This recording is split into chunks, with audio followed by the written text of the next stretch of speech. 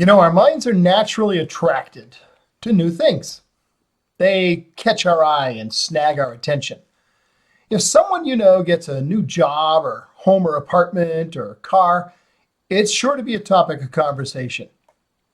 Now, while we all find comfort in things we know and can rely upon, new things focus our interest.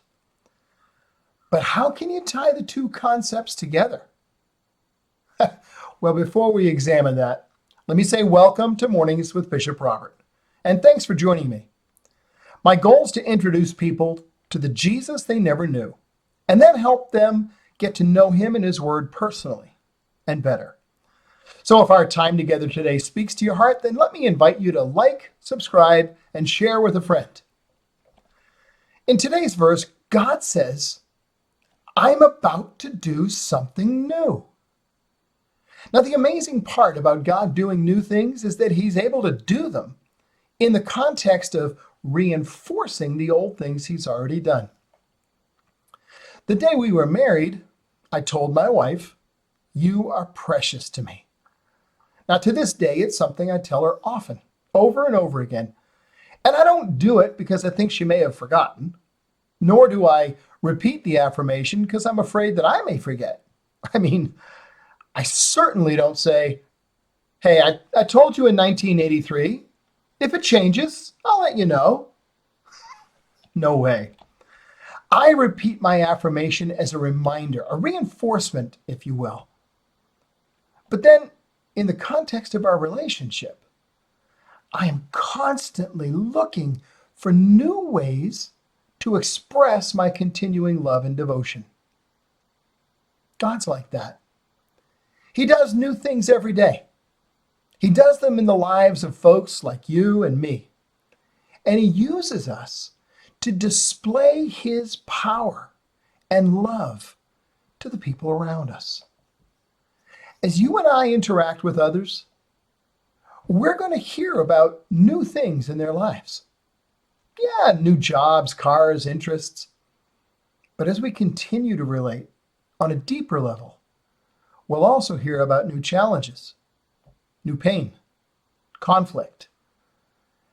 The amazing thing is that we get to rejoice with those who rejoice and cry with those who are in pain, because that's what friends do. It's even sometimes what strangers do, especially in times of deep crisis. But when you know Christ, you get to do more. You get to introduce Jesus into the situation and offer that hope and that strength that he gives. And that's where another one of his promises comes into play. Because Jesus told his followers to ask when they needed to receive something. In fact, what he actually said was, ask and you'll receive. Seek and you'll find. Knock and the door will be opened. Now that sounds great, doesn't it?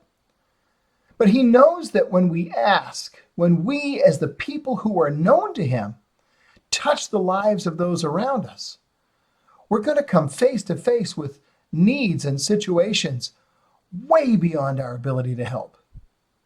And that's when we need a new solution.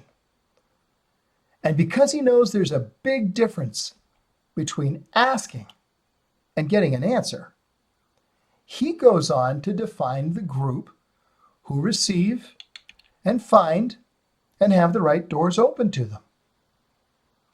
Now, we hear a lot about being inclusive today, but Jesus makes his offer the most inclusive one in the universe.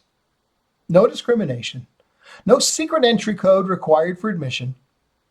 Who's able to be part of the receiving group? Everyone. Christ's choice of his next words was deliberate and therefore deliberately inclusive. Everyone who asks and keeps on asking will keep on receiving. Everyone who seeks and keeps on seeking will keep on finding. And everyone who knocks and keeps on knocking will keep seeing doors open to them. Everyone, no exceptions. So ask and keep on asking. Seek and keep on seeking. Knock and keep on knocking. God says he will not stop responding. When you come to him and ask, he will give. When you come to him and seek, he will provide. And when you come to him and knock, he will open the door before you. The only question then is whether you'll accept what he gives, trust what he reveals, and go through the doors he chooses to open for you. Because he says, I'm about to do something new. And he wants to do it in you. What do you say? Hey, as we wrap up today, can I ask you, help me introduce Jesus to people who never knew him, and then help them get to know him and his word personally. Would you like this video? It'll help people see it. Then follow or subscribe so you and I can get together every day. And I'd love to meet you in the comments section and hear about the things you're asking for and seeking. And that's a great place to ask a question too. One more thing. Share this video with a friend, please.